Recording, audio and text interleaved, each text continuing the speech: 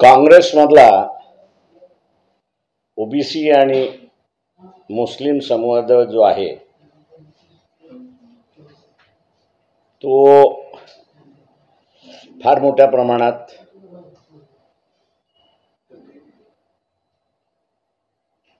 संबंध ठेवू नये असं मी त्या ठिकाणी मानतोय.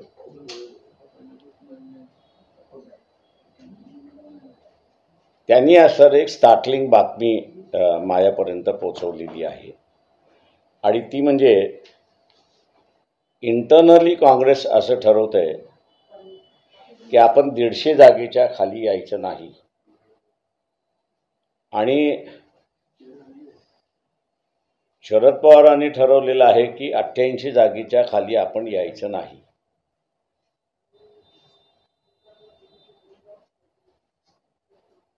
या दोघांचंही आपण असं टोटल केली तर 244 होतात अशी परिस्थिती आहे. याचा अर्थ सेनेला म्हणजे उद्धव ठाकरे शिवसेनेला फक्त 44 जागा सोडायला तयार आहेत अशी असणारी परिस्थिती आहे.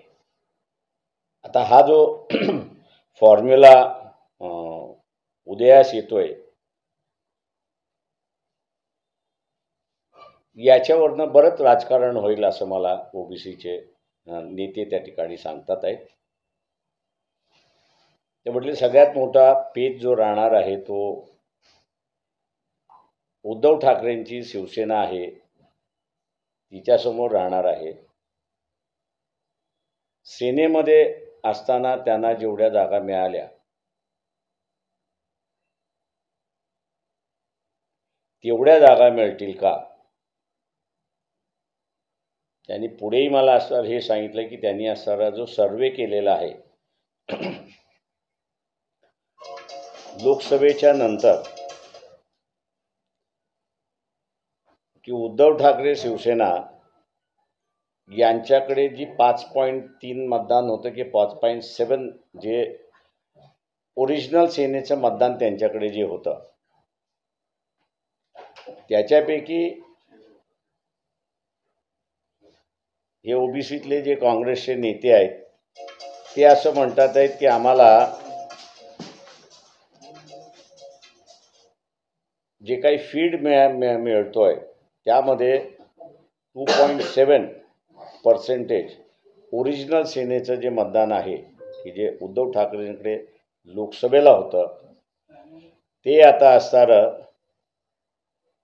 एकनाथ शिंदे यांच्याकडे ट्रान्सफर झालेलं आहे. त्याच्यामुळे उद्धव ठाकरे यांना असणारं अधिक जागा देणं हे परवडणारं नाही आणि त्यावरती असणारं बराच आतमध्ये संघर्ष चाललाय अशी असणारी परिस्थिती आहे. येणाऱ्या दिवसामध्ये काय होतंय अशी असणारी परिस्थिती आहे. दुसरं, वंचित बहुजन आघाडीने पहिली यादी आपली जाहीर केली.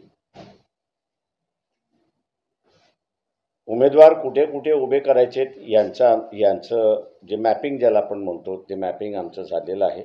उमेदवारही तिथले फायनल झालेले आहेत. मागच्या लोकसभेमध्ये मी निवडणूक लढवणार असं त्यांनी जाहीर केलं. आताही त्यांनी असं जाहीर केलं की विधानसभेमध्ये आम्ही लढणार. अर्ज मागवलेत. अनेक असणाऱ्या गरीब मराठ्यांनी अर्ज केलेले आहेत. उलट नाशिक जिल्ह्यामधलं माझ्याकडे अधिकृत माहिती आहे म्हणून का त्या दिवशी मी होतो म्हणून की तिथले जेवढे 150 उमेदवारांनी अर्ज केले त्या 150 उमेदवारांनी जरांगे पाटील यांना असताना सांगितलं की तुम्ही उमेदवार द्या, आमच्यापैकी एकही बंडखोरी करणार नाही. आम्ही जो इलेक्शन फंड जमा केलेला आहे तो इलेक्शन फंड तुम्ही जो उमेदवार करणार त्याला आम्ही सुपूर्द करणार आणि त्याचा आम्ही प्रचार करणार.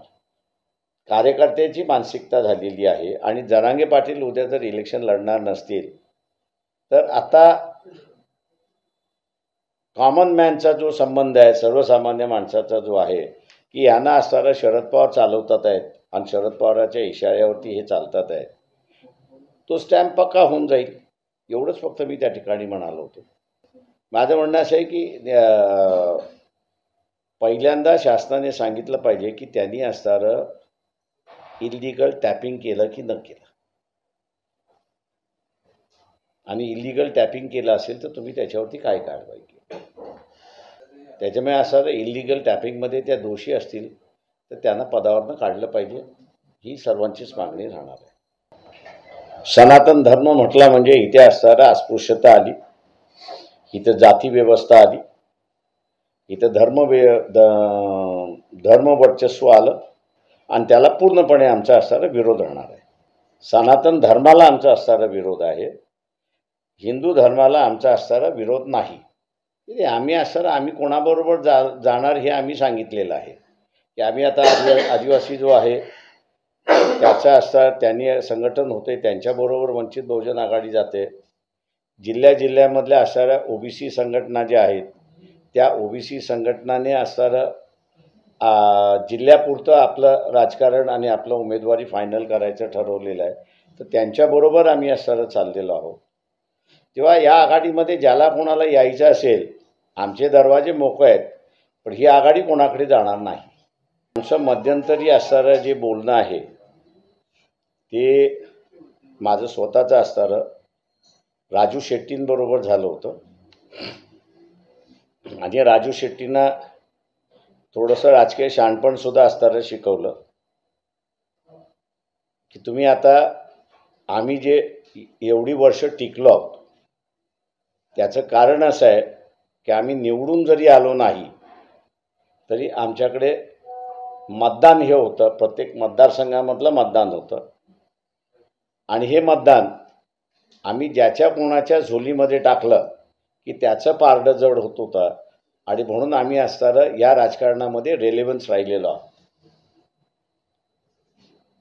महाराष्ट्रभर तुमच्याकडे मतदान असेल तर तुम्ही रेलेव्हन्स राहणार आहात, महाराष्ट्रभर तुमच्याकडे मतदान नसेल तर तुम्ही रेलेव्हन्स राहणार नाही. तुम्ही आमदार झालात तर रेलेव्हन्स होणार आहे. ज्या आघाडीबरोबर त्यांनी आम्हाला बसायला सांगितलं त्या आघाडीचा म्हटलं तुम्हाला शिरोळा मतदारसंघामध्ये फायदा होणार आहे का त्याचं सांगा. होणार असेल तर तुम्ही ठरवा.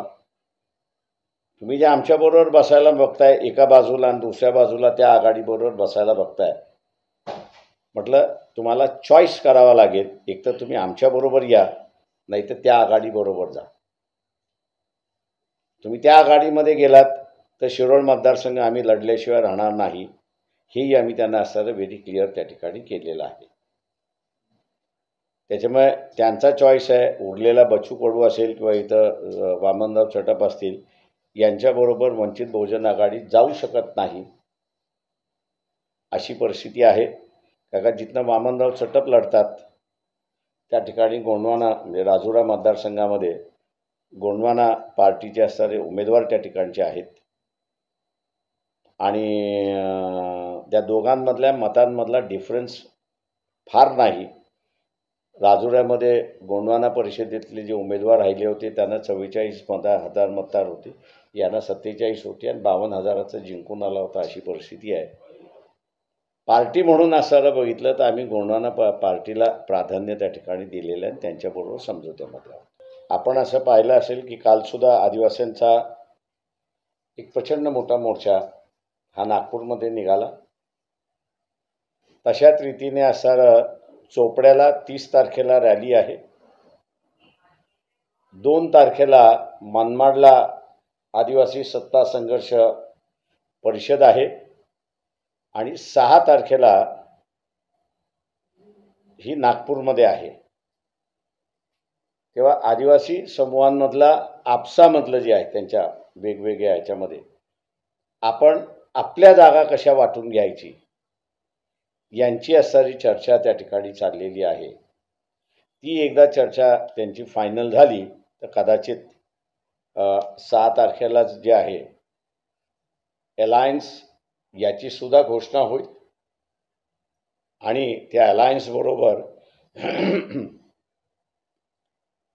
यादी जी आहे काही उमेदवारांची ही सुद्धा तिथे जाहीर केल्या जाईल. मागच्या काही दिवसापूर्वी शरद पवार रत्नागिरीमध्ये जरांगे पाटील यांची जी मागणी आहे की मराठा समाजाला ओबीसीतून आरक्षण मिळावं, याला जाहीर पाठिंबा दिलेला आहे। काल मी सांगली जिल्ह्यामध्ये होतो आणि ओबीसीच्या संघटना होत्या, त्यांच्याबरोबरही बैठक झाली। पण त्याच्यामध्ये मी एक बदल त्या ठिकाणी असताना पाहिला आणि तो म्हणजे ओबीसी संघटना आता असताना शरद पवारांना एक विशेषण लावायला सुरुवात केलेली आहे आणि ते म्हणजे मराठ्यांचे नेते सन्माननीय शरद पवार असा ते उल्लेख करतात, अशी असणारी परिस्थिती आहे। त्याच्यामुळे मी असं मानतोय की मराठवाड्याचं लोण हे पश्चिम महाराष्ट्रात सुद्धा हळूहळू पोचतंय। आरक्षण हा सगळ्यात महत्त्वाचा इश्यू होईल असं मला एकंदरीत दिसते। कालच्या आदिवासींची जी परिषद झाली, पत्रकार परिषद झाली, त्या परिषदेमध्ये सुद्धा विदर्भाच्या संदर्भातलं त्यांनी वक्तव्य त्या ठिकाणी केलं, त्याची असणारी नोट मला त्यांनी असणारी पाठवली आणि त्यामध्ये विदर्भ होत नाही आहे याचं जे खापर त्यांनी फोडलेलं आहे ते कुणबी समाजावरती फोडले, अशी असणारी परिस्थिती आहे की विदर्भ हा जर वेगळा राज्य झाला असता तर छत्तीसगडमधल्या आदिवासींचा जसं विकास होत चाललेला आहे तसा विकास आमचाही होत चालला असता असं त्यांनी नमूद केलेलं आहे। आणि हा कुणबी समाज विदर्भादी होण्यापेक्षा तो पश्चिम महाराष्ट्रवादी आहे असा जो आरोप करण्यात आलेला आहे, मला वाटतं हे राजकारणाचे येणारे संकेत आहेत असं मी त्या ठिकाणी मानतोय। आणि